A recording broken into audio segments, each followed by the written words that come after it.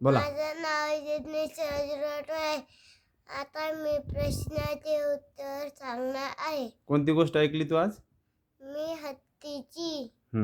पहिला प्रश्न आहे, सगळ्यात पहिला हत्तीला कोणता प्राणी भेटतो? माकड. दुसऱ्या वेळेला हत्तीला कोण प्राणी भेटतो? ससा. तिसऱ्या वेळेला हत्तीला कोणता प्राणी भेटतो?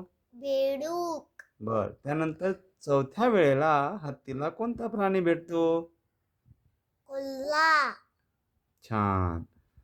असं काय होतं की सगळेच त्याचे मित्र व्हायला तयार होतात? कारण की त्यांनी सिंहाला पळून लावलं म्हणून. सिंहाला कसं काय पळून लावलं त्यांनी? त्यांनी एक चोराची लाथ मारली. आणि मग नंतर काय झालं?